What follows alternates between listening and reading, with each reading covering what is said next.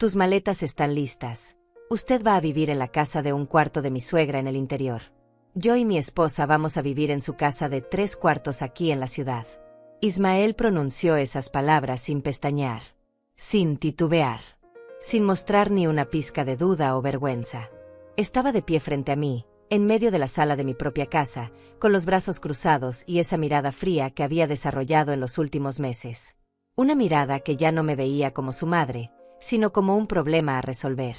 Yo estaba sentada en el sofá, el mismo donde lo había mecido cuando era un bebé llorón que no quería dormir.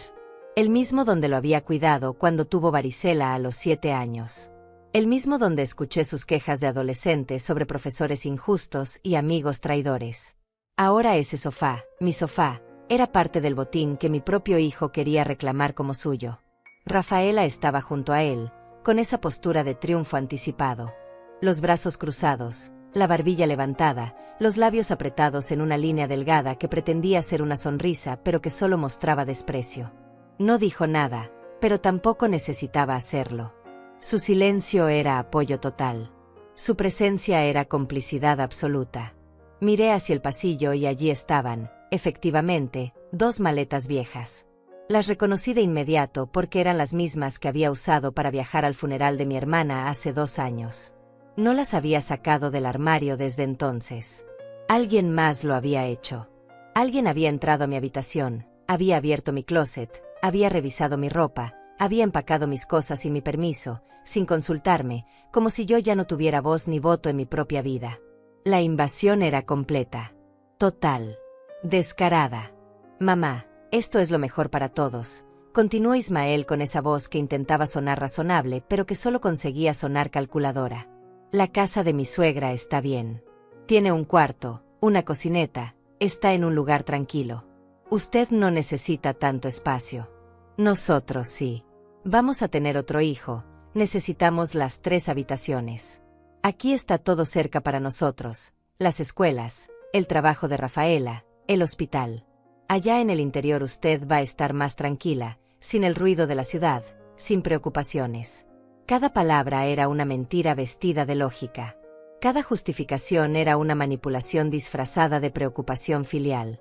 Yo sabía perfectamente cómo era esa casa en el interior. La había visto una vez, años atrás, cuando Rafaela todavía fingía respeto hacia mí y me invitó a conocer a su familia. Era una construcción vieja, descuidada, con humedad trepando por las paredes como enredaderas de abandono. Un solo cuarto diminuto donde apenas cabía una cama individual. Una cocina sin conexión directa de gas. Un baño con tuberías que goteaban constantemente. Y lo peor de todo, estaba ubicada a 40 minutos del pueblo más cercano, sin transporte público confiable, rodeada de lotes baldíos y silencio. Querían enviarme allí como si fuera un objeto que ya no sirve, pero que tampoco se puede tirar a la basura. Como si fuera un estorbo que necesita ser guardado lejos de la vista. Voy a cumplir 70 años en 3 meses. 70. Una edad que debería traer respeto, tranquilidad, reconocimiento. En cambio, aquí estoy, escuchando a mi único hijo decirme que debo abandonar la casa que construí con mi esposo. La casa donde crié a Ismael. La casa donde planché su uniforme escolar durante 12 años. La casa donde preparé su comida favorita cada domingo. La casa que Gaspar y yo pagamos con sangre, sudor y turnos dobles. Esta casa de 3 habitaciones no es solo cemento y ladrillos. Es cada pared que pinté, cada grieta que reparé, cada planta que sembré en el jardín. Es la memoria viva de Gaspar, mi esposo, quien murió hace 6 años de un infarto repentino, dejándome viuda pero nunca dejándome sin hogar. Porque esta casa siempre fue mía también. Siempre estuvo a mi nombre. Siempre fue mi refugio. Mamá, di algo, insistió Ismael con impaciencia creciente. No te quedes callada como siempre. Esto ya está decidido. El camión de mudanza viene pasado mañana a las 7 de la mañana. Te llevas lo que necesites, lo personal, los muebles, los electrodomésticos, todo eso nos sirve a nosotros. La casa del interior ya está lista para ti. Mi suegra dejó todo preparado. Qué conveniente. Qué considerados. Ya tenían fecha exacta para el camión. Ya habían hablado con la familia de Rafaela. Ya habían coordinado toda mi vida sin consultarme una sola vez. Me trataban como una niña incapaz de decidir, o peor aún, como si mis decisiones ya no importaran porque mi vida ya no me pertenecía. Los miré a ambos en silencio. Estudié sus rostros con atención. Ismael tenía 38 años, un trabajo estable como supervisor en una empresa constructora, un sueldo que le permitiría rentar o incluso comprar su propia casa si dejara de gastar en tonterías. Pero ¿para qué sacrificarse cuando podía simplemente tomar lo que su madre ya tenía pagado? Rafaela, 35 años, trabajaba medio tiempo en una tienda departamental, pero gastaba como si ganara el triple. Siempre ropa nueva. Siempre salidas a restaurantes caros. Siempre el celular de último modelo. Siempre uñas recién hechas. Y ahora querían mi casa para mantener ese estilo de vida sin renunciar a nada. Pensé en Gaspar. Pensé en cómo trabajó turnos dobles durante años para pagar esta propiedad. Pensé en las noches que pasó despierto, sumando y restando números en papeles arrugados, preocupado por las cuotas del banco, por la educación de Ismael, por asegurarse de que tuviéramos un techo seguro sobre nuestras cabezas.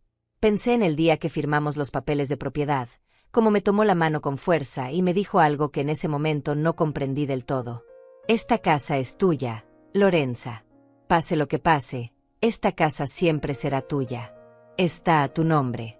Nunca dejes que nadie te quite lo que es tuyo. Nunca. En ese momento me pareció extraño que lo dijera con tanta intensidad, con tanta urgencia. Ahora entendía perfectamente por qué. Ismael se movió inquieto. Rafaela lo miró de reojo, con esa mirada que las parejas desarrollan después de años juntos, una pregunta silenciosa: ¿por qué no está reaccionando como esperábamos? Probablemente imaginaron lágrimas, súplicas, quizás un colapso emocional que los haría sentir culpables durante 5 minutos antes de continuar con su plan de todas formas. Pero yo no les iba a dar ese espectáculo. Todavía no. Mamá, entiende, volvió a hablar Ismael, ahora con un tono que pretendía ser paternal, protector. No es que no te queramos aquí. Es que necesitamos el espacio. Tú vas a estar mejor allá, te lo aseguro. Sin preocupaciones. Sin tener que lidiar con el ruido del tráfico, con la contaminación. Piensa en tu salud. El doctor dijo que necesitas tranquilidad, que tu presión está alta. Ahora usaban mi salud como justificación, como excusa moral para su robo disfrazado de favor familiar. Era cierto que mi presión arterial había subido en los últimos meses. Era cierto que mis rodillas dolían más de lo normal. Era cierto que el cansancio llegaba más rápido. Pero nada de eso justificaba enviarme a un lugar aislado donde cualquier emergencia médica significaría 40 minutos hasta el hospital más cercano, si es que conseguía transporte. Aquí, en mi casa, el hospital estaba a 10 minutos. La farmacia a 2 cuadras.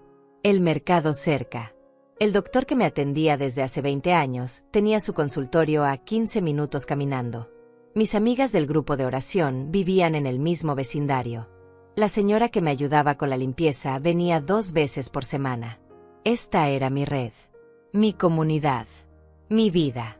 Y ellos querían arrancarme de todo eso para su conveniencia. En ese momento, el timbre de la puerta sonó. No fue un toque suave y educado. Fue un sonido insistente, urgente, casi agresivo. 1, 2, 3 veces seguidas. Alguien estaba presionando el botón sin parar, con desesperación o con rabia, era difícil distinguir. Ismael volteó hacia la puerta con el ceño fruncido, molesto por la interrupción de su discurso ensayado. Rafaela también miró en esa dirección, con curiosidad mezclada con fastidio. El timbre siguió sonando, cada vez más insistente, más demandante.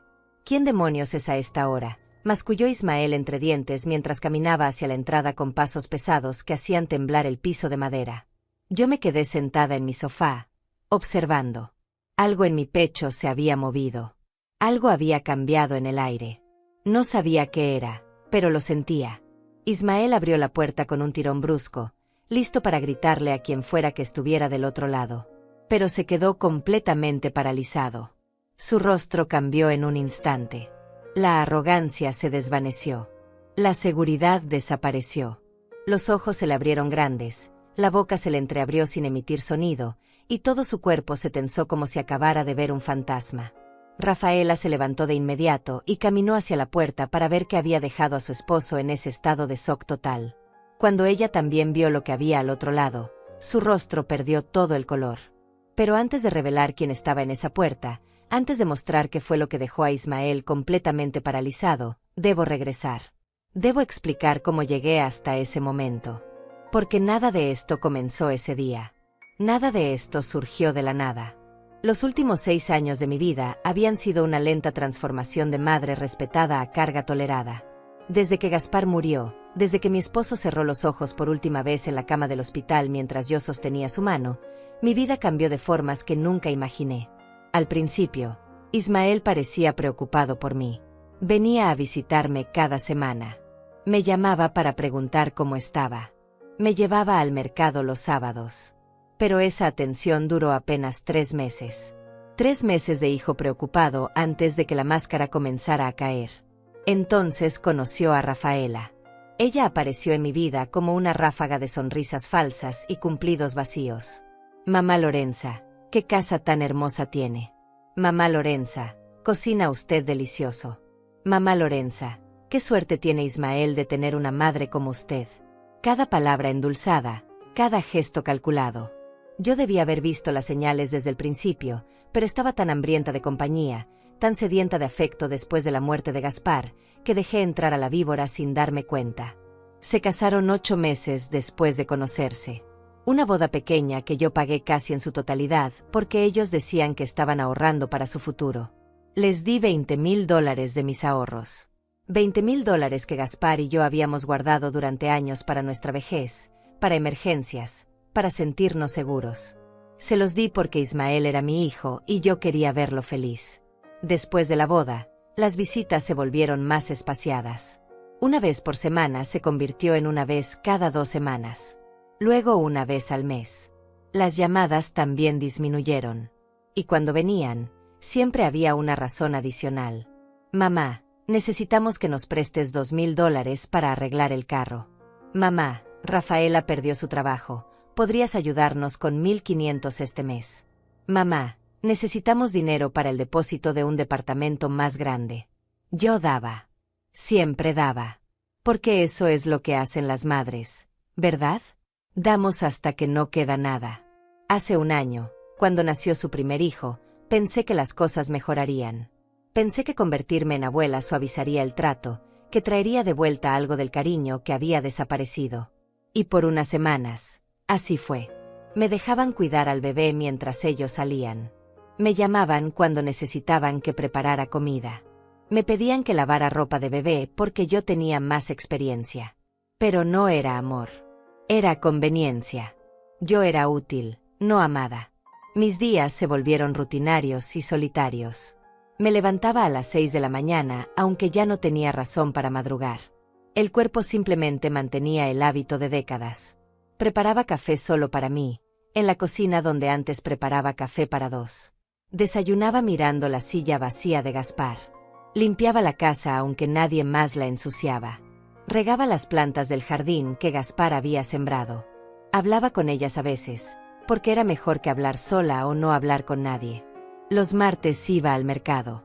Los jueves al grupo de oración en la iglesia.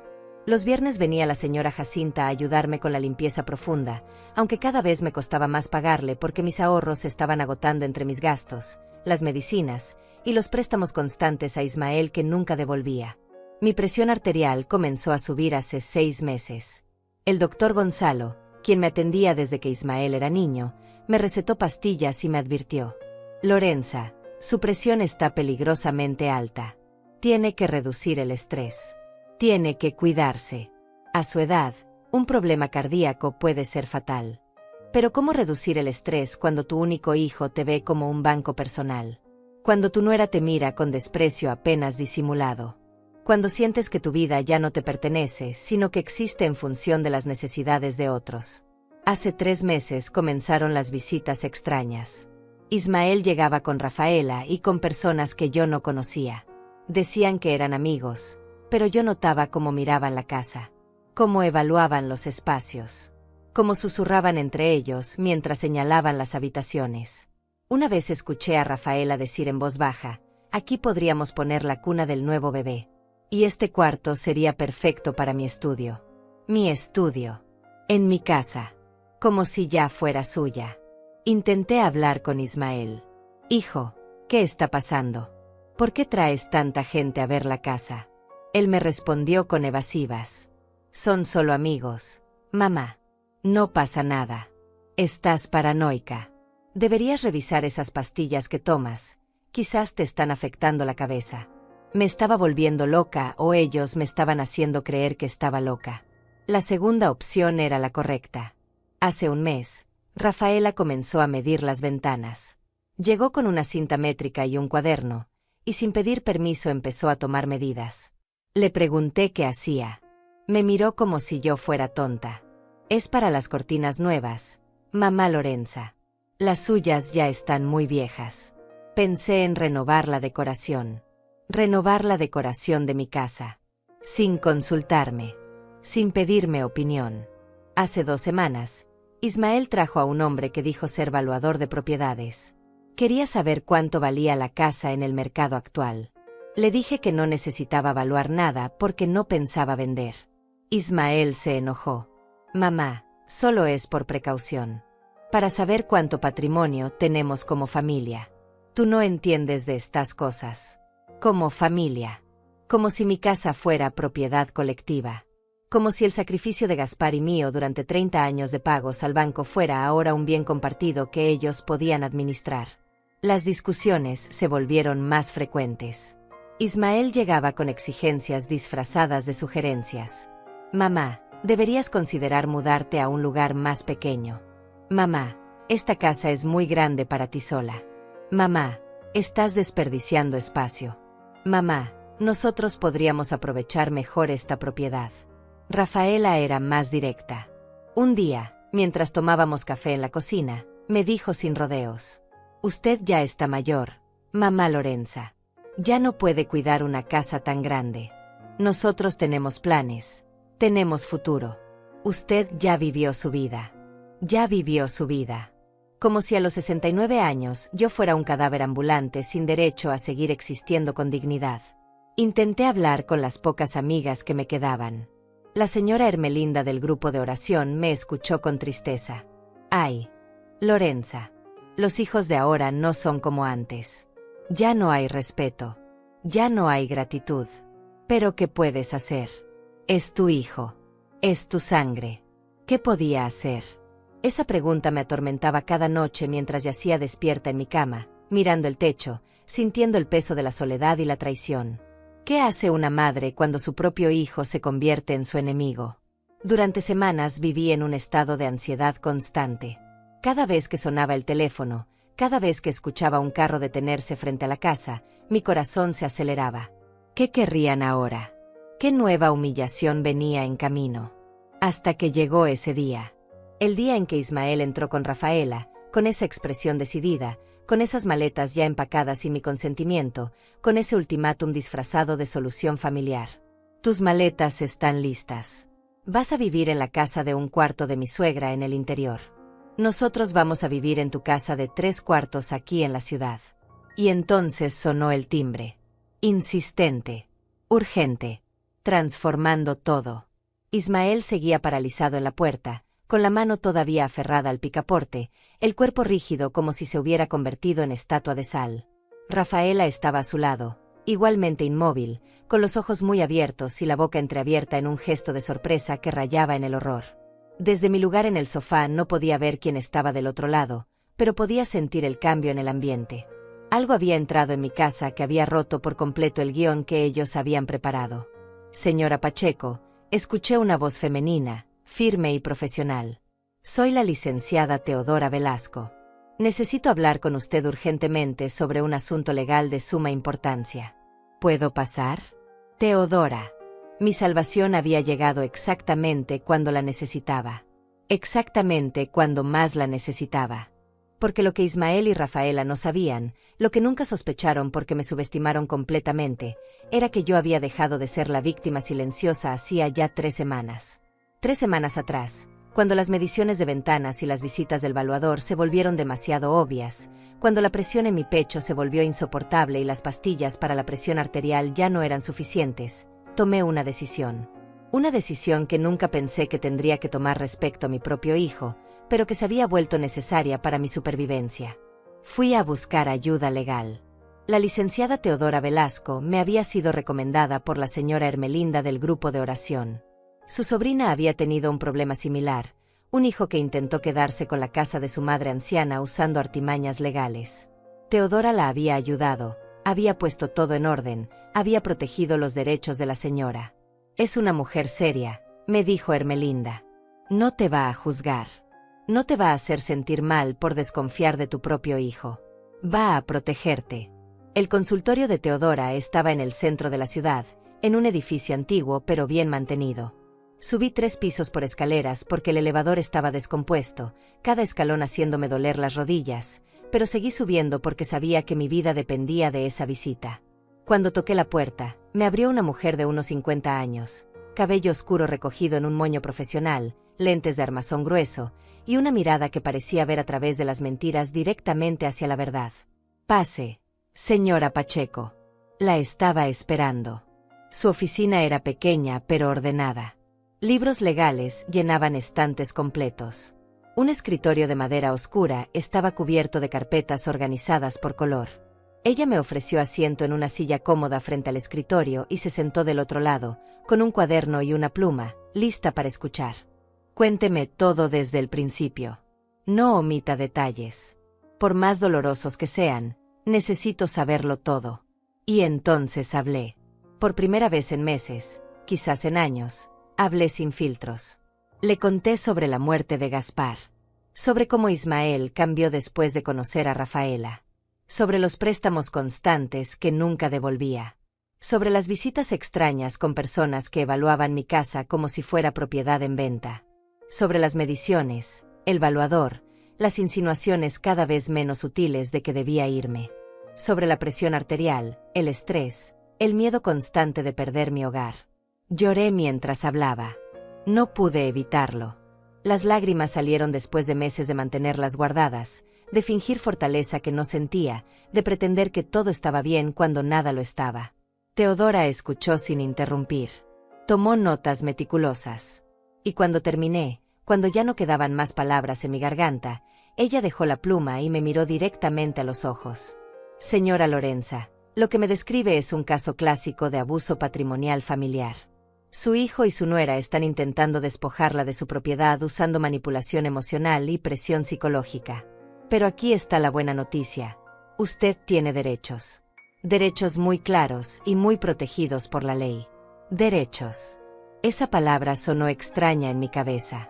Yo, una madre de 69 años, tenía derechos frente a mi propio hijo. Era algo que nunca había considerado porque una parte de mí todavía creía que los hijos merecían sacrificio ilimitado, lealtad incondicional, entrega total. Pero Teodora me estaba diciendo algo diferente. La casa está a su nombre, ¿correcto? Sí, respondí. Gaspar la puso a mi nombre hace 15 años, cuando pagamos la última cuota del banco.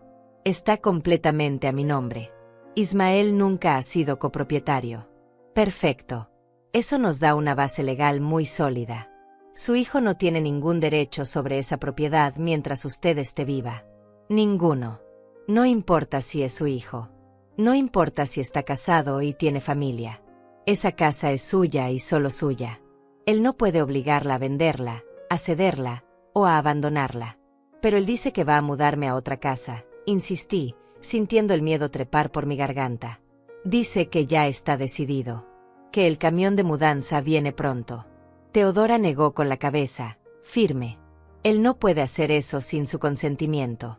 Si intenta sacarla de su casa por la fuerza, eso constituye desalojo ilegal y abuso contra persona mayor. Ambos son delitos penales. Además, si él está viviendo en su casa actualmente, técnicamente es un ocupante que depende de su autorización. Usted puede revocarse esa autorización en cualquier momento y exigirle que se vaya. Las palabras de Teodora eran como agua fresca en un desierto. Por primera vez en meses, sentí que podía respirar.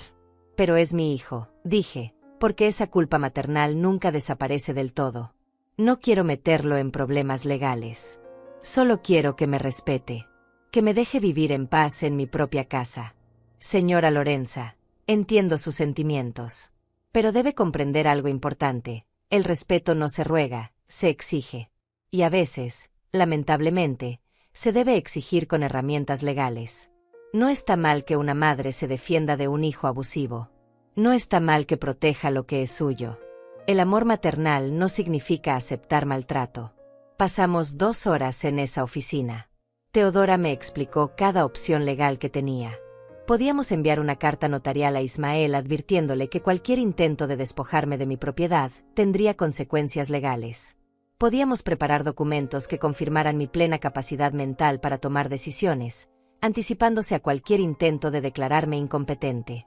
Podíamos incluso iniciar un proceso de desalojo si Ismael se negaba a salir de mi casa voluntariamente después de que yo revocara mi autorización para que viviera allí. Pero hay algo más que necesito que considere, dijo Teodora con seriedad. Su salud. Me mencionó que tiene presión arterial alta, que el estrés está afectándola gravemente. Vivir en un ambiente de conflicto constante, especialmente a su edad, puede ser mortal. No es exageración. He visto casos donde el estrés prolongado causó infartos, derrames cerebrales, colapsos totales. Necesita protegerse no solo legalmente, sino también física y emocionalmente. Tiene razón, admití. A veces siento que mi corazón va a explotar. A veces me despierto en la madrugada con el pecho apretado, sin poder respirar bien, pensando en qué va a pasar, en cómo voy a defenderme. Por eso necesitamos actuar rápido y con firmeza. Nada de medias tintas. Nada de intentar razonar con personas que ya demostraron que no respetan su bienestar. Necesitamos establecer límites claros, protegidos por ley, y ejecutarlos sin titubear. Le pagué a Teodora $300 por la consulta inicial. Era dinero que necesitaba para mis medicinas del mes, pero decidí que mi libertad valía más que cualquier píldora. Ella me dio su tarjeta personal y me dijo que la llamara inmediatamente si Ismael intentaba algo concreto, cualquier movimiento real hacia desalojarme o presionarme más. Durante las siguientes 3 semanas, Teodora y yo nos mantuvimos en contacto constante. Ella preparó todos los documentos necesarios. Una carta notarial lista para ser enviada. Una solicitud de medida cautelar para proteger mi propiedad. Un expediente completo documentando el patrón de abuso y manipulación.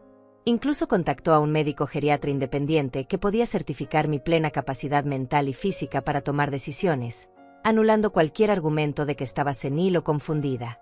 Tenga estos documentos siempre cerca, me instruyó en nuestra última reunión antes del día del ultimátum. Si la situación escala, si su hijo finalmente muestra sus verdaderas intenciones, llámeme de inmediato. Llegaré con todo lo necesario para protegerla. Y eso fue exactamente lo que hice. Esa mañana, cuando vi las maletas empacadas y mi permiso en el pasillo, cuando escuché a Ismael pronunciar esas palabras crueles con tanta frialdad, supe que el momento había llegado. Mientras Ismael hablaba, mientras Rafaela me miraba con desprecio, yo había sacado discretamente mi teléfono del bolsillo de mi vestido y había enviado un mensaje de texto simple a Teodora. «Es ahora. Venga, por favor». Ella había respondido en menos de 1 minuto. «Salgo inmediatamente. Resista. No firme nada. No acepte nada». Y ahora estaba aquí, del otro lado de mi puerta, mientras Ismael y Rafaela la miraban como si hubieran visto materializarse su peor pesadilla. «Adelante, licenciada Velasco», dije desde el sofá, con una voz que sorprendentemente salió firme y clara. «Por favor, pase. La estaba esperando». Ismael volteó hacia mí con los ojos desorbitados, como si yo acabara de hablar en un idioma extraterrestre. Rafaela también me miró, su expresión de seguridad transformándose rápidamente en algo parecido al pánico. Ninguno de los dos se movió para dejar pasar a Teodora, simplemente se quedaron bloqueando la entrada como estatuas confundidas. «Con permiso», dijo Teodora con voz autoritaria, empujando suavemente pero con firmeza para abrirse paso entre ambos. Ismael retrocedió automáticamente, como si el tono profesional de ella lo hubiera desarmado por completo. Teodora entró a mi sala llevando un maletín de cuero negro bajo el brazo. Vestía un traje gris impecable, zapatos cerrados de tacón bajo, y esa misma expresión seria y competente que había visto en su oficina. Detrás de ella venían 2 personas más. Un hombre joven con una cámara colgada al cuello, y una mujer de mediana edad con un portafolio y una grabadora de audio en la mano. «Señora Lorenza Pacheco», comenzó Teodora dirigiéndose a mí, pero hablando lo suficientemente alto para que todos escucharan. Soy la licenciada Teodora Velasco, su representante legal en este asunto. He venido como acordamos para documentar y testimoniar la situación que está ocurriendo en su domicilio el día de hoy. Estos son mis asistentes, el señor Norberto Quintero, fotógrafo forense, y la licenciada Jacinta Mesa, notaria pública. Todo lo que se diga y haga a partir de este momento quedará registrado legal y oficialmente. Ismael finalmente encontró su voz, aunque salió temblorosa y aguda. ¿Qué es esto? Mamá, ¿qué está pasando? ¿Quiénes son estas personas? Estas personas, respondí levantándome del sofá con toda la dignidad que pude reunir, son mi protección legal. Porque resulta que sí entiendo de estas cosas, hijo. Entiendo perfectamente cuando alguien está intentando robarme mi casa. Yo no estoy robando nada, protestó Ismael, su voz subiendo de volumen. Esta es una decisión familiar. Es lo mejor para todos. Tú no puedes cuidar esta casa sola, mamá. Necesitas ayuda. Necesito ayuda, repetí, sintiendo la ironía quemar en mi garganta. Qué interesante. Porque durante los últimos 6 años, desde que murió tu padre, nunca viniste a ofrecerme ayuda para reparar el techo cuando goteaba. Nunca te ofreciste a ayudarme cuando se rompió la tubería del baño y tuve que pagar $1,200 de mi bolsillo. Nunca estuviste aquí cuando me caí en el jardín y me lastimé la rodilla y tuve que llamar un taxi para ir al hospital. Pero ahora que quieres mi casa, ahora sí te preocupa que necesite ayuda. Teodora abrió su maletín mientras yo hablaba y sacó una carpeta gruesa llena de documentos. El fotógrafo Norberto comenzó a tomar imágenes de la sala, de las maletas en el pasillo, del ambiente general. La notaria Jacinta encendió su grabadora y comenzó a registrar fecha, hora, lugar y personas presentes. Señor Ismael Pacheco, dijo Teodora con voz oficial, le informo que cualquier intento de despojar a la señora Lorenza Pacheco de su propiedad constituye abuso patrimonial contra persona de la tercera edad, un delito contemplado en el Código Penal con penas de prisión que van desde 3 hasta 8 años. Además, cualquier intento de desalojarla de su domicilio sin orden judicial constituye allanamiento y violencia familiar. Rafaela dio un paso adelante, con las manos en las caderas, intentando recuperar algo de su anterior actitud desafiante. Esto es ridículo. Nosotros somos su familia. Nosotros solo queremos lo mejor para ella. No pueden venir aquí a acusarnos de criminales cuando lo único que estamos haciendo es cuidarla. Cuidarla, repitió Teodora con un tono que dejaba claro lo poco que le creía. Empacando sus pertenencias sin su consentimiento. Diciéndole que debe abandonar su propia casa para irse a vivir a un lugar inadecuado a 40 minutos del hospital más cercano, sabiendo que tiene hipertensión y necesita atención médica accesible. Diciéndole que su casa ahora les pertenece a ustedes. Sí, señora, su definición de cuidado es muy particular. Nosotros no dijimos que la casa nos pertenece, mintió Ismael, su voz defensiva. Solo dijimos que necesitamos más espacio y que ella estaría mejor en un lugar más tranquilo. Teodora sacó su teléfono de su bolsillo y tocó la pantalla un par de veces. Luego subió el volumen. La voz de Ismael llenó la sala, clara e inconfundible. Tus maletas están listas. Usted va a vivir en la casa de 1/4 de mi suegra en el interior. Yo y mi esposa vamos a vivir en su casa de 3/4 aquí en la ciudad. Esto ya está decidido. El camión de mudanza viene pasado mañana a las 7 de la mañana. Los muebles, los electrodomésticos, todo eso nos sirve a nosotros. Me quedé mirando a Teodora con sorpresa. Ella me guiñó un ojo discretamente. Durante nuestra última reunión, me había dado un pequeño dispositivo de grabación que parecía un broche decorativo. Me había dicho que lo usara siempre que Ismael viniera a la casa, que grabara todas las conversaciones. Yo lo había hecho sin estar completamente segura de para qué serviría. Ahora lo entendía perfectamente. El rostro de Ismael se puso pálido, luego rojo, luego nuevamente pálido. Rafaela abrió la boca para decir algo, pero ninguna palabra salió. Como pueden escuchar, continuó Teodora guardando nuevamente su teléfono, existe evidencia clara de intención de despojo. Existe evidencia de que ustedes ya organizaron el traslado forzoso de la señora Pacheco sin su consentimiento. Existe evidencia de que planeaban apropiarse de sus bienes muebles. Todo esto, señor Pacheco, es procesable legalmente. Ismael intentó recuperarse, cambió su táctica, suavizó su voz. Mamá, Por favor. Esto se está saliendo de control. Podemos hablar como familia. No necesitamos abogados ni grabaciones. Somos tu familia. Soy tu hijo. Eres mi hijo, repetí, sintiendo el peso de esas palabras. Eres mi hijo y por eso duele tanto más. Porque yo te cuidé cuando estabas enfermo. Yo trabajé limpiando casas ajenas para que tuvieras uniformes limpios y útiles escolares. Yo me quedé despierta noches enteras cuando tenías fiebre. Tu padre y yo nos sacrificamos durante años para darte educación, para darte oportunidades. Y así me pagas. Intentando sacarme de mi propia casa como si fuera basura que estorba. No digas eso, la voz de Ismael se quebró. Yo no pienso que eres basura. Yo te quiero, mamá. Si me quisieras, respondí, sintiendo lágrimas quemar en mis ojos pero negándome a dejarlas caer, me habrías preguntado qué quería yo. Me habrías consultado. Me habrías tratado con el respeto que merezco. Pero no lo hiciste. Decidiste por mí. Empacaste mis cosas sin permiso. Planeaste mi vida sin incluirme. Eso no es amor, Ismael. Eso es control. Eso es abuso. Teodora aprovechó el momento emocional para sacar más documentos de su maletín. Tengo aquí varios documentos importantes, anunció. Primero, el título de propiedad de esta casa, que confirma que la señora Lorenza Pacheco es la única y legítima propietaria. Segundo, una evaluación médica realizada hace una semana por el doctor Gonzalo Bravo, médico tratante de la señora Pacheco, que certifica que ella está en pleno uso de sus facultades mentales y es completamente capaz de tomar decisiones sobre su vida y su patrimonio. Tercero, una evaluación adicional realizada por un geriatra independiente que confirma lo mismo. Cuarto, una carta notarial que será enviada formalmente mañana por la mañana, notificándoles que deben desocupar este domicilio en un plazo no mayor a 15 días. «Desocupar», gritó Rafaela. «Esta es también nuestra casa. Vivimos aquí. No pueden echarnos así como así». Teodora la miró con frialdad profesional. «Ustedes viven aquí bajo autorización de la propietaria. Esa autorización puede ser revocada en cualquier momento.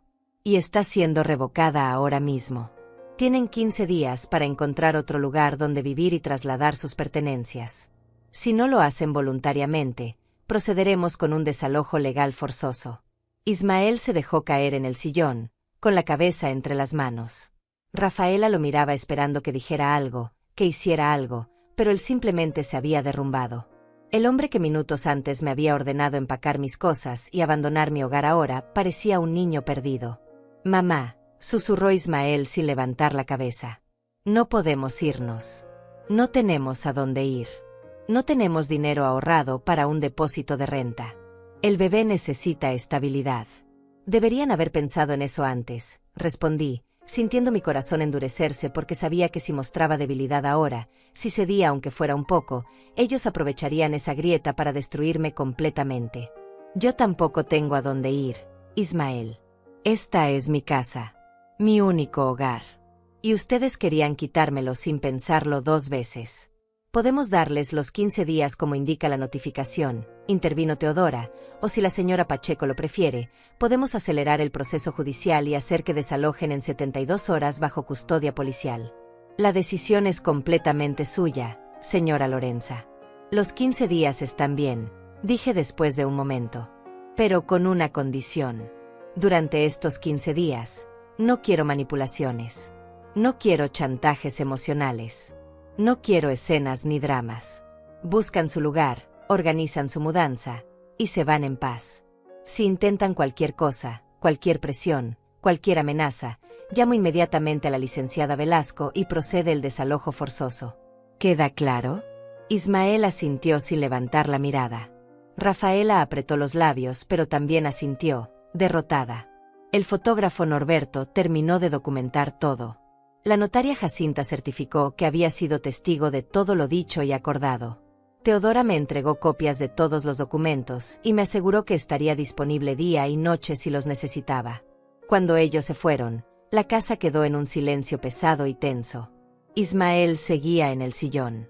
Rafaela estaba de pie junto a la ventana, mirando hacia afuera. Yo regresé a mi sofá, exhausta pero también extrañamente aliviada. Por primera vez en meses, Había recuperado el control de mi propia vida. Los siguientes 3 días fueron los más extraños de mi vida. Ismael y Rafaela seguían viviendo en mi casa, pero ahora había una distancia insalvable entre nosotros. Caminábamos por los mismos pasillos, pero sin cruzar palabras. Compartíamos el mismo techo, pero respirábamos aires diferentes. Ellos en su habitación con la puerta cerrada, yo en la mía, y entre ambos espacios había un abismo de resentimiento, culpa y realidades rotas. Ismael intentó hablar conmigo la mañana siguiente. Tocó suavemente la puerta de mi habitación mientras yo doblaba ropa limpia sobre mi cama. Entró con pasos vacilantes, las manos en los bolsillos, la mirada baja como cuando era niño y había hecho algo malo en la escuela. «Mamá», comenzó con voz ronca, «necesito que hablemos». No volteé a mirarlo. Seguí doblando una blusa, alisando las arrugas con movimientos mecánicos. «Ya hablamos, Ismael. Ya dijiste todo lo que tenías que decir. Y yo también. Pero es que no lo entiendes. Nosotros de verdad estamos en una situación difícil. El departamento donde vivíamos antes lo vendieron. Por eso vinimos a quedarnos contigo temporalmente. Pensamos que tú entenderías, que nos apoyarías como familia». «Temporalmente», repetí, finalmente volteando a mirarlo. «¿Temporalmente durante cuánto tiempo, Ismael? ¿Hasta que me muera y puedan quedarse con la casa sin problemas legales? ¿O hasta que yo me vuelva tan vieja y débil que no pueda defenderme?» «No, mamá. No es así. Nunca fue así». «Entonces, ¿cómo fue? Explícame cómo empacar mis maletas sin mi permiso, decirme que me vaya a un cuarto en el interior, y planear quedarse con todos mis muebles es algo temporal y considerado». Se quedó en silencio. No tenía respuesta porque no había respuesta que pudiera justificar lo injustificable. «Rafaela dijo que tú no necesitabas tanto espacio», murmuró finalmente. «Dijo que sería mejor para todos si nosotros aprovechábamos esta casa y tú te ibas a un lugar más pequeño y tranquilo. Dijo que a tu edad ya no tenía sentido que vivieras sola en una casa tan grande. Y tú le creíste. No me preguntaste a mí qué quería. No consideraste mis sentimientos. Solo escuchaste a tu esposa y decidiste que ella tenía razón. Yo pensé que sería más fácil para ti. Menos responsabilidades. Menos preocupaciones». «Mentira», dije con una firmeza que me sorprendió a mí misma. «Pensaste que sería más fácil para ustedes. Más conveniente. Más económico. No tener que pagar renta ni depósito. Vivir cómodamente sin sacrificar nada. Y yo, tu madre, sería el sacrificio conveniente». Se frotó la cara con ambas manos, un gesto de frustración y cansancio. «No sé qué quieres que diga, mamá. Ya metiste abogados. Ya nos echaste. Ya ganaste. ¿Qué más quieres?» «Quiero que entiendas lo que hiciste», respondí sintiendo las lágrimas amenazar pero manteniéndolas contenidas. «Quiero que comprendas que no puedes tratar a tu madre como un objeto desechable. Quiero que algún día, cuando seas viejo, cuando tu propio hijo te mire como una carga, recuerdes este momento y entiendas el dolor que causaste». Salió de mi habitación sin decir nada más. Lo escuché hablar con Rafaela en voz baja, luego el sonido de la puerta principal cerrándose cuando ambos salieron. Probablemente a buscar opciones de vivienda, probablemente a maldecirme, probablemente a planear cómo presentarse como víctimas ante sus amigos y el resto de la familia. Esa tarde recibí una llamada de mi hermana menor, Hermelinda. Vivía en otra ciudad, nos hablábamos cada 2 semanas aproximadamente. Su voz sonaba preocupada y confundida. «Lorenza, ¿qué está pasando? Ismael me llamó llorando. Dice que lo echaste de tu casa. Dice que contrataste abogados para sacarlo. Dice que te estás comportando de forma irracional y que está preocupado por tu salud mental». Por supuesto que había corrido a llamarla. Por supuesto que había contado su versión primero, pintándome como una anciana confundida y cruel, omitiendo convenientemente todo lo que él había hecho. «Hermelinda», respondí con cansancio, «¿te contó que empacó mis maletas sin mi permiso? ¿Te contó que planeaba enviarme a vivir sola en una casa deteriorada en el interior mientras él se quedaba con mi casa de 3 habitaciones? ¿Te contó que nunca me preguntó qué quería yo?» Hubo silencio del otro lado de la línea. Él dijo que era una solución temporal. Que tú estabas de acuerdo. Que después todo se solucionaría. Mentiras. Hermelinda. Todo mentiras. Y lo tengo grabado. Tengo su voz diciéndome exactamente lo que iba a hacer. Tengo pruebas de todo. Ay, Lorenza, no puedo creer que las cosas hayan llegado a este punto. Es tu hijo, tu único hijo. Y yo soy su única madre. La madre que lo crió, que lo alimentó, que pagó su educación. ¿Eso no cuenta para nada? ¿El hecho de que sea mi hijo le da derecho a maltratarme? No, claro que no. Pero hay formas de resolver las cosas. Meter abogados, echarlo de la casa. Eso va a romper la familia para siempre. La familia ya está rota. Ermelinda. Se rompió cuando él decidió que yo era un obstáculo en lugar de una persona. Se rompió cuando eligió su conveniencia sobre mi dignidad. Después de esa llamada vinieron otras. Primos lejanos que no hablaban conmigo en años de repente me llamaban para decirme que estaba exagerando, que debía perdonar, que la familia es lo más importante. Todos ellos habían escuchado la versión de Ismael primero. Todos ellos me veían como la villana sin conocer la historia completa. Solo la señora Ermelinda del grupo de oración, quien me había recomendado a Teodora, me apoyó completamente. Hiciste lo correcto, Lorenza. No dejes que nadie te haga sentir culpable por defenderte. Los hijos no tienen derecho a maltratar a sus padres. El amor no justifica el abuso. Durante esos días también hablé varias veces con Teodora. Ella me mantenía informada de los pasos legales, me aseguraba que todo estaba en orden, que los documentos estaban siendo procesados correctamente. ¿Cómo se siente, señora Lorenza?, me preguntó en una de esas llamadas. Exhausta, admití. Triste, pero también aliviada. Por primera vez en mucho tiempo siento que tengo control sobre mi vida. Eso es bueno. Mantenga esa fortaleza. Los próximos días pueden ponerse difíciles. Su hijo y su nuera probablemente intentarán manipulación emocional de último minuto. Resistencia psicológica es clave. Tenía razón. Al cuarto día, Rafaela tocó la puerta de mi habitación. Entró sin esperar respuesta, algo que normalmente hacía pero que ahora me molestaba profundamente porque ya no respetaba ni siquiera ese límite básico. Mamá Lorenza, comenzó con voz suave, casi dulce, necesitamos hablar de mujer a mujer. Me quedé sentada en el borde de mi cama, esperando. Sé que las cosas se salieron de control.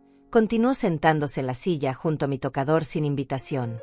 Sé que Ismael pudo haber dicho cosas de forma incorrecta. Pero usted tiene que entender nuestra posición. Tenemos un bebé. Estamos esperando otro. Necesitamos espacio y estabilidad. Usted es su abuela. Seguramente quiere lo mejor para sus nietos. Ah, la carta de los nietos. Usar a los bebés como escudos emocionales. Como armas de manipulación. Por supuesto que quiero lo mejor para mis nietos, respondí con calma. Pero lo mejor para ellos no incluye ver a su abuela siendo tratada sin respeto. Lo mejor para ellos no incluye crecer pensando que está bien abusar de los ancianos de la familia. Lo mejor para ellos es tener padres que trabajen duro, que sean honestos, que no intenten robar a sus propios familiares. No estamos robando, protestó Rafaela, su voz subiendo de tono. Solo estábamos tratando de encontrar una solución que funcionara para todos. Una solución donde ustedes ganan todo y yo pierdo todo. Muy conveniente. Usted no pierde nada. La casa del interior es linda, es tranquila. Es una ruina, la interrumpí. Es un cuarto diminuto con humedad en las paredes, sin transporte cercano, lejos de mi médico, lejos de mis amigas, lejos de todo lo que conozco. Ustedes querían enviarme allí para olvidarse de mí, para que no fuera un inconveniente, para tenerme lejos mientras disfrutan de mi casa. Rafaela cambió de táctica nuevamente. Está bien. Admito que quizás no fue la mejor idea. Pero entonces, ¿qué hacemos? No podemos irnos en 15 días. No tenemos dinero suficiente para un depósito de renta. Los departamentos disponibles son muy caros. El bebé necesita estabilidad. Deberían haber pensado en eso antes de intentar sacarme de mi propia casa.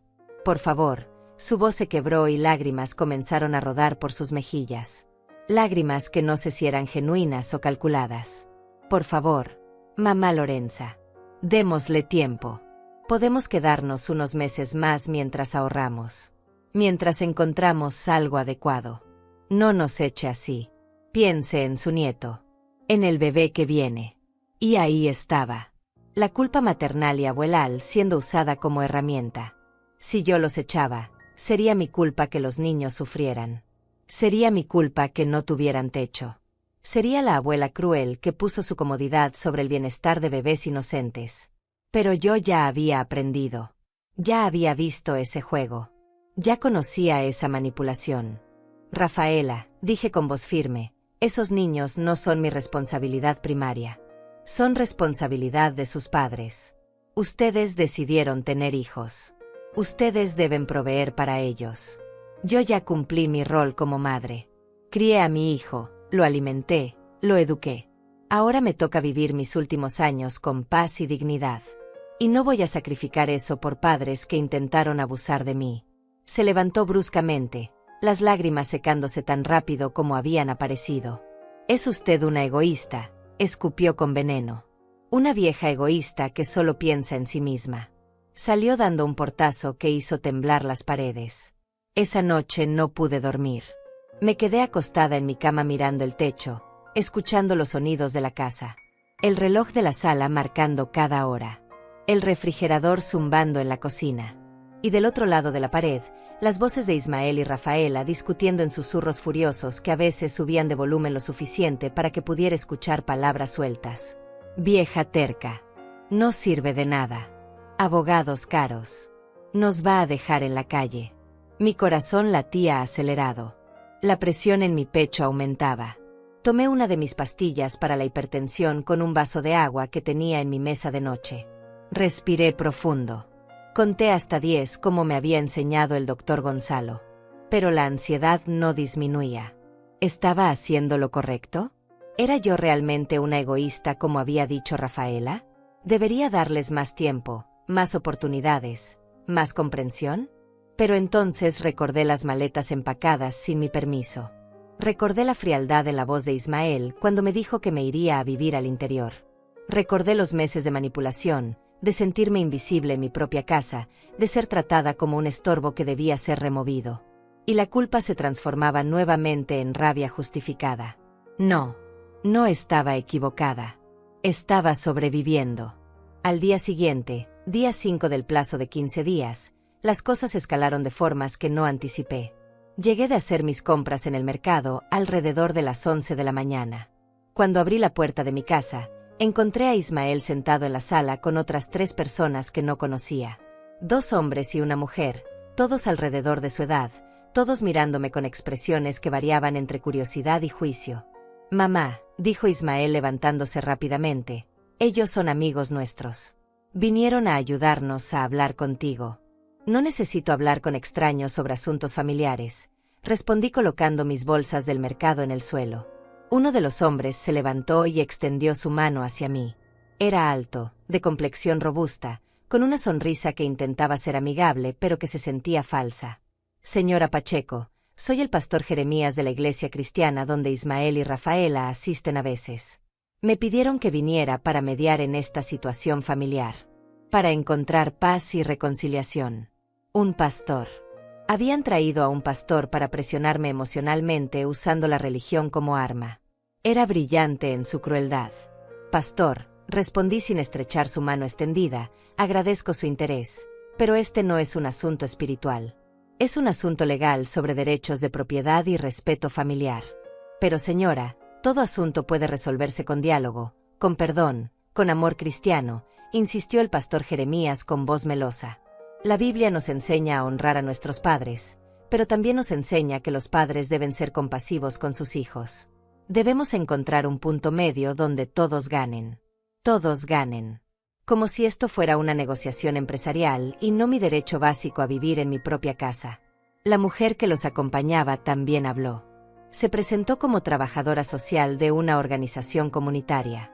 Dijo que había casos donde las personas mayores tomaban decisiones apresuradas por miedo o confusión, y que ella podía ayudar a evaluar si yo realmente entendía las consecuencias de mis acciones. Era un ataque coordinado. Habían traído refuerzos para hacerme parecer incapaz, confundida, necesitada de intervención externa. Querían crear la narrativa de que yo era una anciana desorientada tomando decisiones irracionales, y que ellos, los adultos jóvenes sensatos, solo intentaban protegerme de mí misma. Señora, comenzó la trabajadora social sacando una tableta electrónica, solo quiero hacerle algunas preguntas básicas para evaluar su estado cognitivo. Es procedimiento estándar. ¿Puede decirme qué día es hoy? ¿Sabe dónde está? ¿Recuerda qué desayunó esta mañana? Me quedé mirándola fijamente, sintiendo la rabia hervir en mi interior. Sé perfectamente qué día es. Sé exactamente dónde estoy. Estoy en mi casa, la casa que pagué durante 30 años junto a mi esposo. Y recuerdo perfectamente que desayuné pan tostado con café, igual que lo he hecho durante los últimos 40 años. También recuerdo que ustedes no tienen ninguna autorización para estar aquí haciéndome estas preguntas insultantes. Señora Pacheco, intervino el segundo hombre que hasta ahora había permanecido callado, soy abogado de familia. Ismael me consultó sobre esta situación. Y debo decirle que técnicamente, si su hijo ha vivido en esta propiedad durante tiempo considerable, él podría tener ciertos derechos de ocupación. Podríamos evitar procesos legales costosos si llegamos a un acuerdo amistoso. Saqué mi teléfono del bolsillo y marqué el número de Teodora. Ella contestó al segundo timbrazo. Licenciada Velasco, hay 4 personas extrañas en mi casa intentando intimidarme. Un pastor, una supuesta trabajadora social, y un abogado que dice representar a mi hijo. Necesito que venga inmediatamente. Salgo ahora mismo. No firme nada. No acepte ninguna evaluación. No se deje grabar. Llego en 20 minutos. Colgué y miré a los 4 invasores en mi sala. Mi abogada viene en camino. Sugiero que se vayan antes de que llegue, o ella podrá agregar acoso e intimidación a persona mayor a las acusaciones legales que ya tenemos contra mi hijo. El pastor Jeremías intentó una vez más. Señora, solo queremos ayudar. Solo queremos que la familia encuentre paz. La paz, respondí con voz que temblaba de emoción contenida, no se encuentra sometiéndose al abuso. La paz no se logra cediendo ante la manipulación. La paz viene de defender tu dignidad aunque te cueste todo. Ismael se levantó del sofá, los puños cerrados. Mamá, estás arruinando todo. Estás destruyendo esta familia. Todo por una casa. Por paredes y techo. ¿Vale más esta casa que tu propio hijo? Y ahí estaba la pregunta que él quería que yo respondiera incorrectamente. La pregunta trampa. Si yo decía que sí, era la madre cruel que valoraba cosas materiales sobre su hijo. Si decía que no, entonces debía ceder la casa porque mi hijo valía más. Pero yo ya no caía en esas trampas. Esta casa, Ismael, representa 30 años del trabajo de tu padre. Representa mi seguridad, mi estabilidad, mi futuro. Y tú me preguntas si vale más que tú. Pero la pregunta real es, ¿valgo yo tan poco para ti que puedes quitarme todo sin remordimiento? No hubo respuesta. Solo silencio pesado y miradas incómodas. Cuando Teodora llegó 20 minutos después, los 4 visitantes se fueron rápidamente, murmurando excusas y despedidas apresuradas. Los días siguientes fueron una guerra silenciosa. Ismael y Rafaela dejaron de intentar convencerme directamente, pero sus tácticas se volvieron más sutiles y más crueles. Comenzaron a negarme el acceso a ciertas áreas de mi propia casa. Rafaela dejó ropa lavándose en la lavadora durante horas para que yo no pudiera usar la máquina. Ismael ocupaba el baño principal por tiempos prolongados precisamente cuando sabía que yo necesitaba usarlo. Dejaron de comprar comida para compartir. Antes, aunque las cosas estaban tensas, todavía comprábamos algunos víveres en conjunto. Ahora guardaban su comida en la parte superior del refrigerador con una nota que decía no tocar. Como si yo fuera una ladrona en mi propia cocina. Peor aún, comenzaron a recibir visitas a horas inapropiadas. Amigos que llegaban a las 10 de la noche y se quedaban hasta la madrugada, hablando fuerte, riendo estrepitosamente, haciendo imposible que yo durmiera. Cuando les pedía que bajaran el volumen, me ignoraban completamente o respondían con sarcasmo. Ay, perdón mamá. Es tu casa, claro. Pero también es donde vivimos nosotros. Por ahora. Era hostigamiento calculado. Querían hacerme la vida imposible para que yo cediera, para que les rogara que se quedaran con tal de que volviera la paz. O querían provocarme hasta que yo explotara, hasta que hiciera algo que pudieran usar en mi contra, alguna reacción que les permitiera pintarme como inestable o agresiva. Pero yo no les di ese gusto. Cada vez que el ruido era insoportable, llamaba a Teodora y ella documentaba el incidente. Cada vez que me negaban acceso a algo en mi propia casa, tomaba fotografías y guardaba evidencia. Estaba construyendo un expediente de abuso sistemático. Al 10º día, Rafaela hizo algo que cruzó una línea que no sabía que existía. Entró a mi habitación mientras yo estaba en el mercado y se llevó varias piezas de joyería que Gaspar me había regalado a lo largo de nuestro matrimonio. No eran piezas costosas, no valían miles de dólares, pero tenían valor sentimental inmenso. Anillos, aretes, un collar que él me dio en nuestro 20º aniversario. Cuando regresé y abrí mi joyero, encontré el espacio vacío donde debían estar. Sentí que el piso se movía bajo mis pies. No era solo el robo. Era la invasión total. Era la violación de lo último que me quedaba de privacidad y seguridad. Salí de mi habitación temblando de rabia y encontré a Rafaela en la sala pintándose las uñas como si nada. ¿Dónde está mi joyería?, dije con voz que intentaba mantenerse calmada pero que salió quebrada. Ella levantó la vista con expresión de inocencia fabricada. ¿De qué habla, mamá Lorenza? Sabes perfectamente de qué hablo. Entraste a mi habitación y tomaste mis joyas. Las que estaban en mi joyero. Yo no tomé nada. Quizás las perdió. A su edad es normal olvidar dónde se ponen las cosas. Ahí estaba nuevamente. El ataque a mi competencia mental. Haciéndome parecer senil, olvidadiza, confundida. Devuélvemelas ahora, exigí, mi voz subiendo de volumen. No son valiosas para ti, pero lo son para mí. Eran de mi esposo. Como le digo, yo no sé nada de eso. Tal vez Ismael las movió. O tal vez usted las guardó en otro lugar y no recuerda. Llamé inmediatamente a Teodora. Esta vez no solo vino ella. Vino acompañada de 2 policías.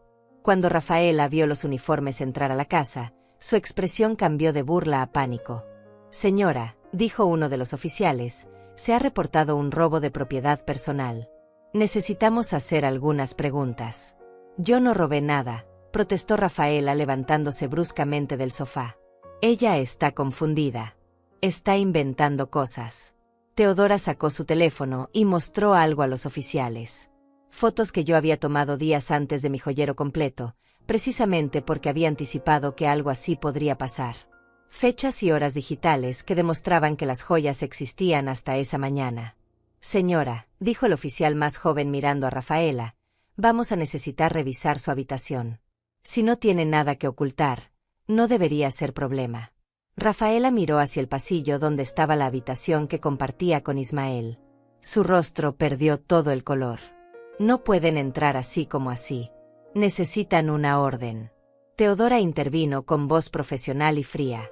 La propietaria de la casa, la señora Pacheco, les está dando permiso de revisar cualquier espacio de su propiedad.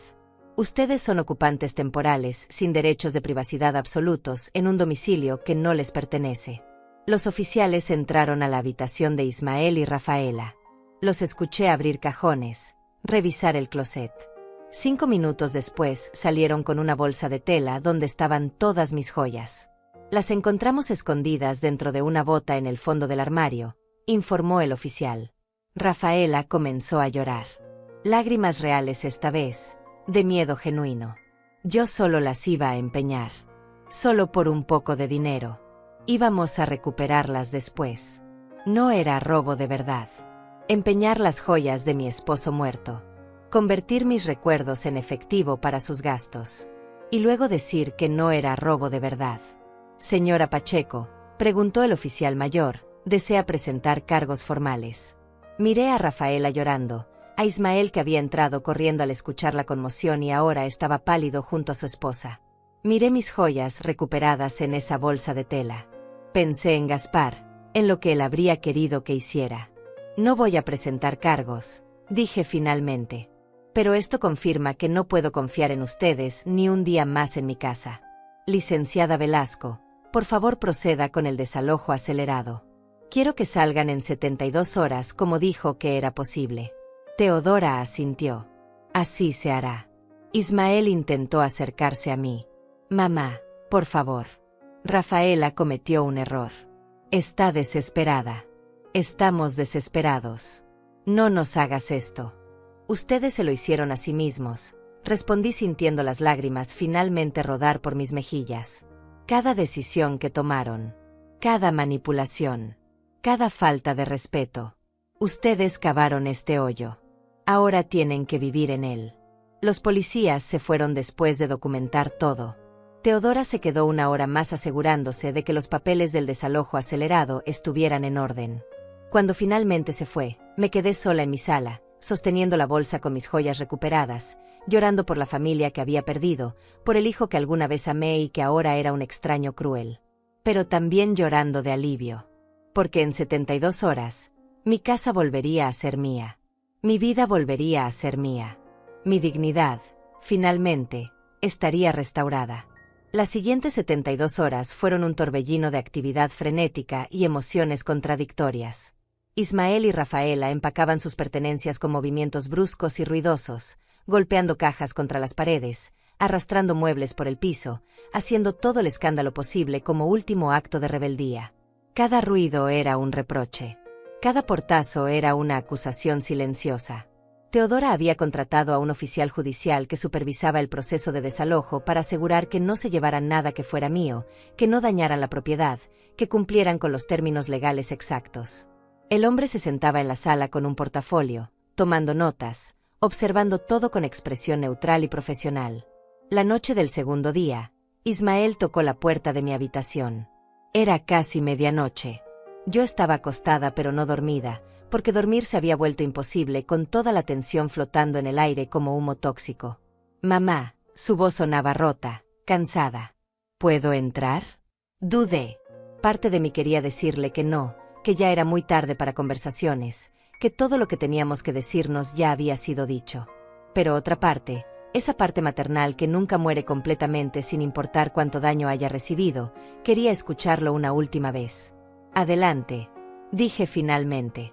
Entró y se sentó en el borde de mi cama, en el mismo lugar donde solía sentarse cuando era niño y tenía pesadillas. Cuando venía a mi habitación en la madrugada buscando consuelo y seguridad.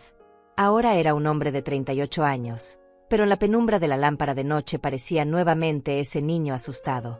«Lo arruiné todo», dijo sin mirarme. «Arruiné la relación contigo. Arruiné mi familia. Y ni siquiera sé cómo llegué hasta aquí». «Llegaste aquí», respondí con voz suave pero firme, tomando decisiones. Una tras otra. Decisiones que pusieron tu conveniencia sobre mi bienestar. Decisiones que me trataron como un objeto en lugar de como tu madre. Yo de verdad pensé que era lo mejor. Rafaela me convenció de que tú estarías mejor en un lugar más tranquilo. Que nosotros necesitábamos esta casa más que tú. Que era justo porque tú ya habías vivido tu vida y nosotros apenas empezábamos la nuestra. Y tú le creíste sin preguntarme a mí, sin considerar mis sentimientos, sin pensar que quizás tu madre todavía tiene derecho a vivir su vida con dignidad. Lo sé ahora. Pero en ese momento todo tenía sentido.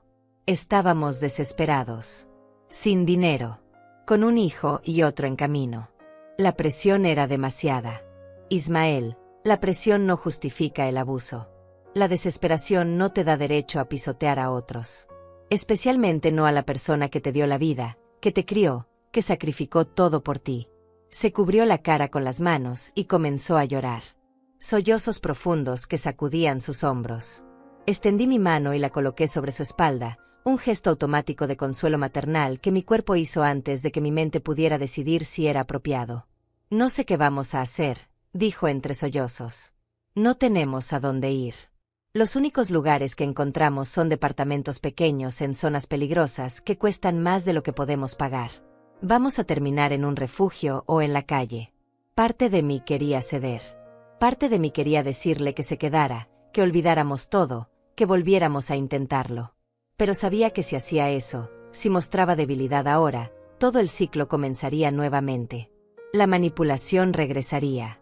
El abuso se repetiría. Y la próxima vez quizás no tendría la fuerza para defenderme.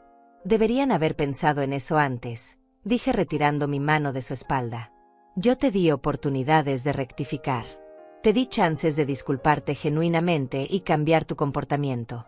En lugar de eso, trajiste extraños a presionarme. Rafaela robó mis joyas.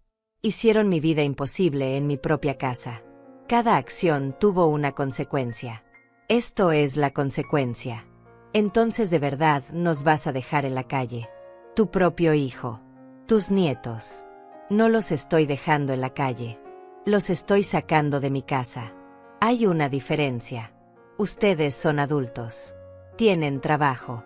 Tienen capacidad de encontrar soluciones. Pero esas soluciones no pueden seguir siendo a costa de mi bienestar.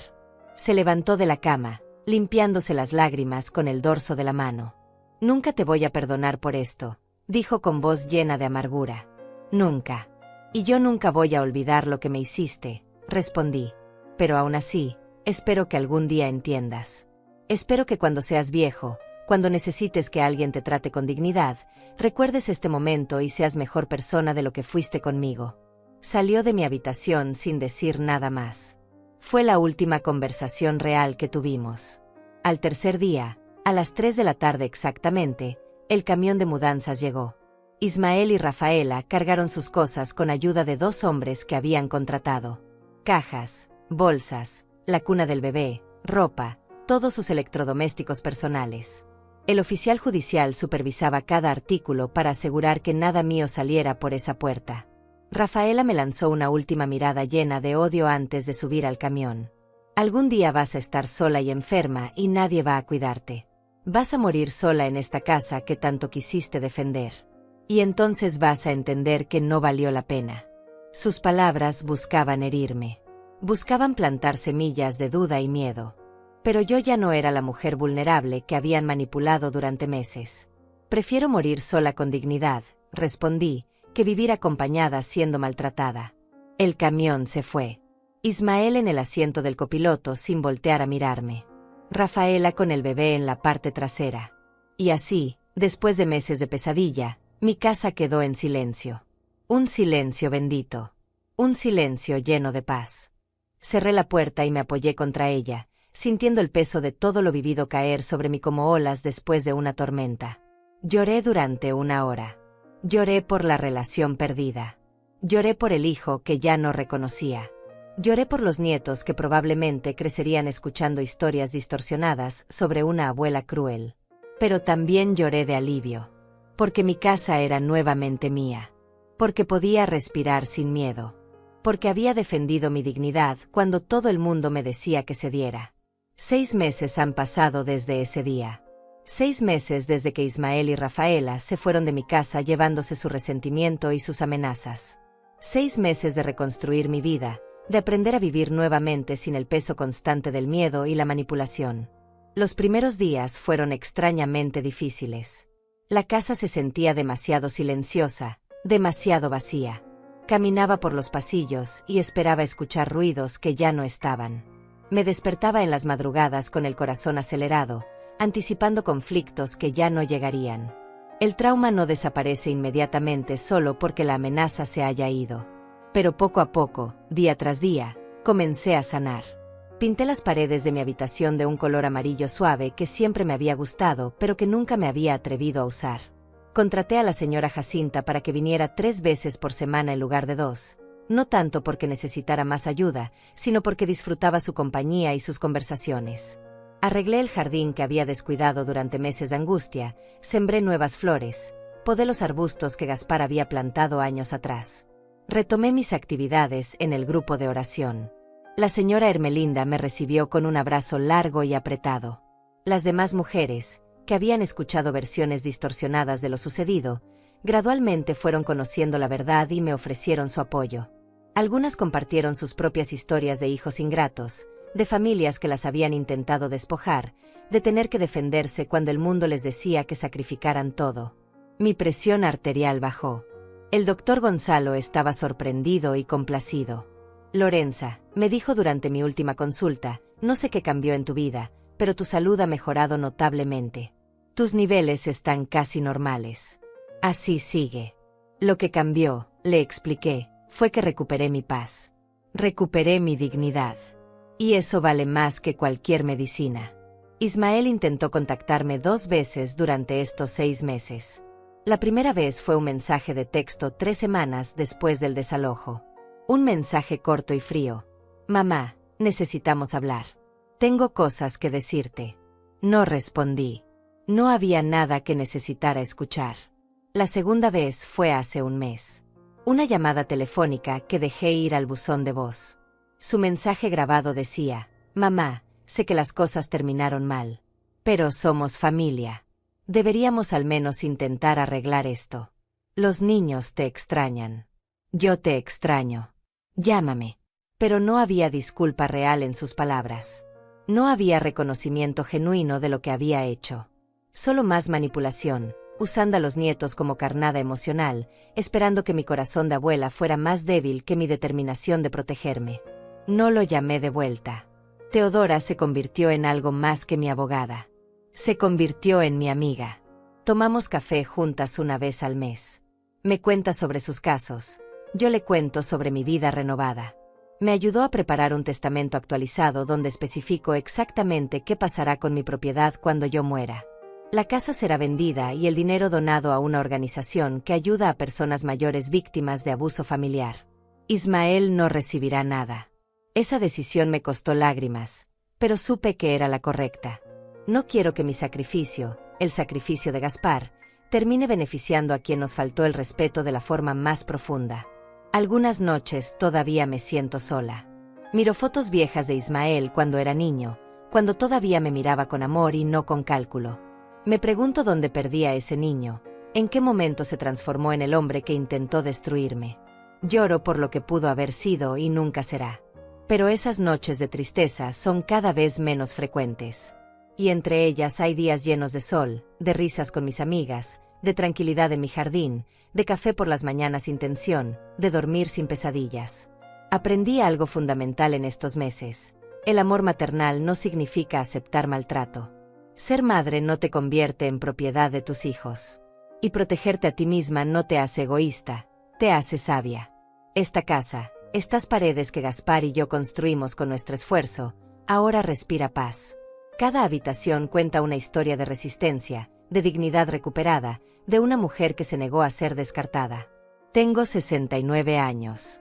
Quizás me quedan 10 años más de vida, quizás 20 si tengo suerte. Pero esos años serán míos. Viviré en mis términos. Moriré con dignidad intacta. Y si Ismael algún día comprende realmente lo que hizo, si algún día viene con disculpa genuina y arrepentimiento verdadero, quizás podamos hablar. Quizás pueda haber algún tipo de reconciliación limitada.